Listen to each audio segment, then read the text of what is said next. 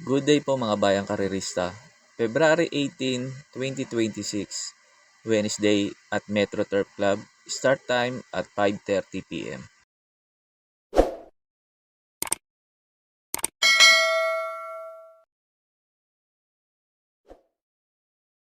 Start na po tayo. Race number 1. Start po ng winner take all. Races 1 to 7. Distance 1,200 meters. Dito sa race number 1, pag may kursunada kayo, idagdag nyo lang. Race number 1, numero 1, high speed. Ito para po sa akin dito sa race number 1. Sosolohin ko na po to. Lasaran nito, maganda na tinakbo nito dun sa kabila. At sa Metro Turf, maganda rin na rin tinakbo nito. Problema nga lang nung lasaran nito doon sa PJC, medyo hindi lang maganda sinalida nito kaya hindi kagad nakasabay kagad kala Go Santino ganun, pero sumigunda siya doon. Pagkatapos nga pala ng info ko dito sa race number 1, in-upload ko po yung lasaran nito ni High Speed dun sa kabila sa PJC. Para magkaroon po kayo ng idea kung susuloyin nyo po ba o magpo-protection pa kayo. Kaya po sa race number 1 to numero 1 high speed, para po sa akin, susuloyin ko na po. He's hit on the second, gate 7. They're off and running. He began okay after all that, though. Go Santino Go out of the blue very quickly into stride with Forever King. Go Santino Go to third, and fourth the inside Secret Hideaway, and then came Bella Fontana, followed by Drifting Well. Back behind them then was Succeed, and a long gap back behind them was I Dominate as they settle into stride and they go towards the 800 metres, and clearing out in front Forever King about 3 or 4 in advance of Go Santino Go. Secret Hideaway to third.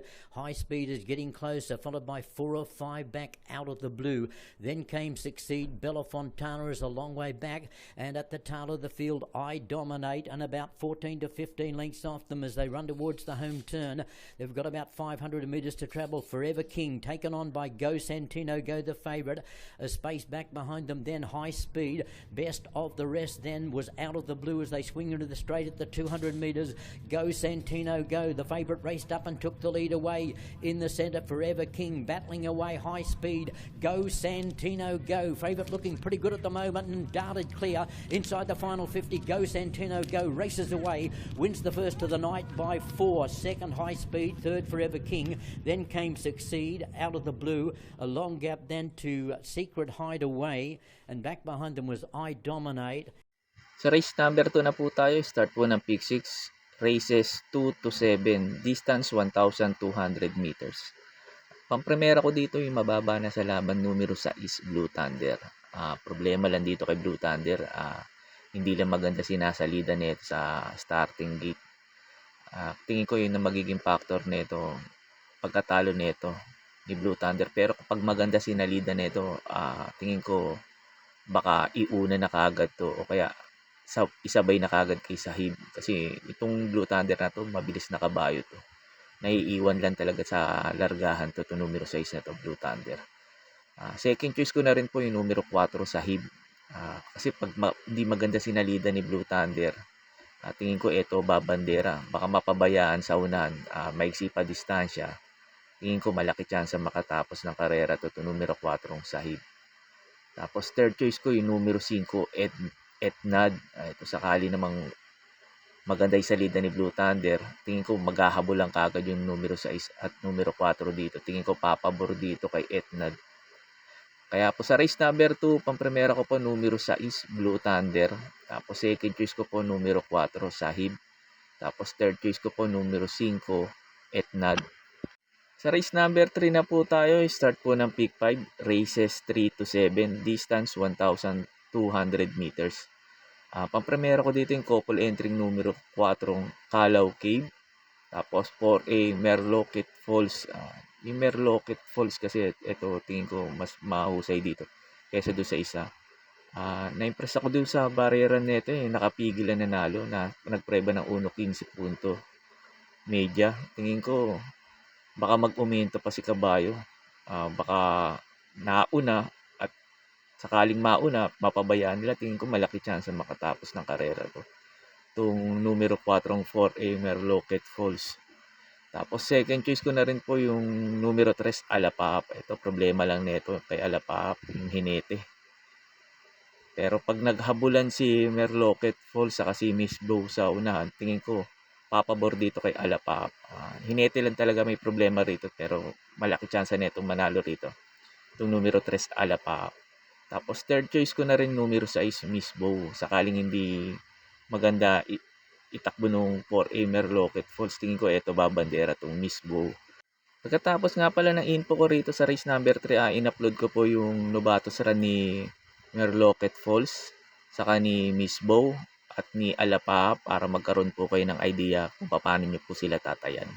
Kaya po sa race number 3, pampremera ko po yung couple entry numero 4, Calaw Cave, 4A Merlocket Falls, tapos second choice ko numero 3, Alapa, tapos third choice ko po numero 6, Miss Bow. And now, away they go. Blues color gets away immediately. Down on the inside is Miss Bow High Speed. Whirlwind is down on the inside port alongside is 7 Cycles. Barang Lukman Fastidious. And Alapa Up is running at the tail of the field. With Blues color, the leader by half a length. Miss Bow on the outside, second. Whirlwind in third. In the middle portion, fourth comes High Speed. Then followed by 7 Cycles Fastidious. And it's still Blues color by an egg. Down on the inside is Whirlwind. High Speed on the outside. Miss Bow. Whirlwind takes the lead on the outside. Blues color. High Speed in the middle. Miss Bow joining them on the outside. Pip is 7 Cycles.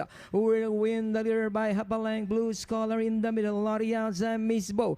High Speed also moving up now is 7 Cycles. 5 runners now fighting it out for the lead as they come down at the last 300. Whirlwind is running by the rail. High Speed. Miss Bow. 7 Cycles on the outside. Whirlwind 7 Cycles. Blues color in the middle fortune. Miss Bow. High Speed. Whirlwind 7 Cycles on the outside. It's now 7 Cycles. Whirlwind. Alapap is down on the inside. And finally, it's going to be close finish between 7 Cycles, Alapap. They're up and racing. Out in front is second by Balkan Island. Moving up now is Merlocket Falls.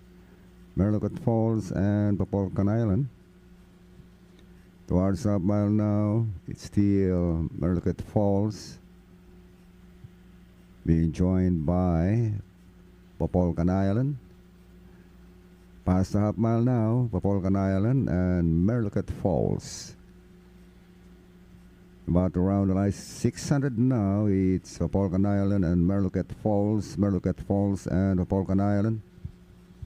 Towards the last 400, racing as one, Merlocket Falls and Popolcan Island. 400 out, Merlocket Falls in front by half a length now over Popolcan Island. As they reach the final corner now, Merlocket Falls in front, and Popolcan Island out from the outside, but still Merlocket Falls. Leads by some 3 lengths now over Popolcan Island. Last 100, it's Merlocket Falls over Popolcan Island. Sa race number 4 na po tayo, start po ng peak 4, races 4 to 7, distance 1,200 meters. Pampremera ko dito, numero 8, Grand Majesty. Ito gusto ko position niya, last to enter. Tingin ko mag-uumento pa tong kabayo na to. Yung laban niya kasi kay Anli Byrne, galing sa bakasyon siya nun. Tingin ko maganda lalo itatakbo na nito. Ito numero 8, Grand Majesty. Tingin ko makakasabay kagad to. Tapos, second choice ko na rin po yung mababa sa laban. Numero 3, Mahusay Ay. Ito, bigyan lang ng importansya na may-ari ito. Tingin ko lamang din dito to. Ito numero 3, Mahusay Ay dahil nga baba ngayon sa laban niya. Tapos, third choice ko, numero 4, Golden Andalay. Ito, si Golden Andalay, ang ganda ng tinakbulasaran nito. Tingin ko, pag nauna to at napabayaan nila, tingin ko malaki chance makatapos ng karera to. Pag ganun ang tinakbo ni Golden Andalay yung lasaran niya. Kaya po sa race number 4, pampremera ko po numero 8, Grand Majesty. Tapos second choice ko po numero 3, Mahusay Ay. Tapos third choice ko po numero 4, Golden Andalay. Dito pag may kursanada kayo, dagdag nyo lang kasi lahat na halos to, lahat may panalo eh. Yung numero 1 lang tingin ko walang panalo dito, pero yung 2 to 8 tingin ko lahat may panalo to, kaya dagdag lang po. Sa race 5 na po tayo sa last DD plus 1, distance 1,200 meters. Eto sa mga nagtitipid at kulang sa puhunan, pwedeng solohin 'to, numero 6 na 'to, Durian. Tingin ko maganda lalo itatakbo ngayon nito dahil cambio jinete J.A. Businat. Tapos may bilis pa 'tong kabayo na 'to. 'Pag nauna 'to, tingin ko malaki tsansa makatapos ng karera 'to kasi J.A. Busi papatong ngayon. Kaya tingin ko po lamang po dito 'to numero 6 Durian. Nag-protection lang po ako numero 8 Warhammer dahil cambio din hinete nito PM Caballero. Tingin ko maganda rin itatakbo nito lalo na't din maganda yung position niya last to enter. Tingin ko ito pwedeng umupset kay Durian. Kaya po sa race number 5, pampremera ko po numero 6 Durian. Tapos second choice ko po numero 8 Warhammer. Sa race number 6 na po tayo sa last double, distance 1,200 meters. Pampremera ko dito numero 5 Point of Pride. Ito pinanood ko yung lasaran nito kalamitin. Hinabol nito si Boy Lollipop. Mabilis tong kabayo na to. Problema nga lang din talaga dito yung hinete. Pero sana ma-irate naman ni EDG Guerra to. Tingin ko malaki chance makatapos ng karera to kahit nandito si Marengo. Tingin ko kung ganun itatakbo niya, tingin ko malaki chance nito manalo dito. To numero 5 Point of Pride. Kasi lakas din ng kalaban nito lasa sila Maiten. Tapos sinabol nito sa unahan si Boy Lollipop pero tinalo niya pa rin sa datingan yun. Kaya tingin ko malaki chance ang manalo ngayon dito to numero 5 Point of Pride. Tapos second choice ko na rin po yung mababa din sa laban, numero 7, Popoy and Basha. Ito Popoy and Basha, mataas lang nakalaban nito sila Don Pedro Lanlasaran. Kaya tingin ko ito pwedeng umupset kay Point of Pride to numero 7, Popoy and Basha. Tapos second choice ko na rin numero 3, Make a Difference. Tingin ko ito pwedeng rumimate rito. Sakaling pilitin nilang habulin kaagad si Point of Pride sa una, tingin ko ito pwedeng rumimate, numero 3, Make a Difference. Kaya po sa race number 6, pampremera ko po numero 5, Point of Pride. Tapos second choice ko po numero 7, Popoy and Basha. Tapos third choice ko po numero 3, Make a Difference. Sa last race na po tayo, sa race number 7, bago nga pala ako magbigay ng info ko dito, makikiusap ulit po sana ako sa inyo na sana po mag-subscribe po kayo sa YouTube channel ko at pakitap na rin po yung notification bell para updated kayo tuwing mag-upload ako ng mga infos at videos ko po dito. Arnel Racing Tips, maraming salamat po. Sa last race na po tayo, sa race number 7, sa last forecast, distance 1,200 meters. Dito sa paratingan na pag may kursunada lang kayo, idagdag nyo lang po. Pampremera ko numero 1, Stay Funny. Tapos second choice ko po numero 8, Golden Opportunity. Tapos third choice ko po Pandehado, numero 3, Gentle Force. Yun lang po and good luck and happy racing po mga bayang karerista. Pagkatapos nito yung mga pa-shoutout nyo po.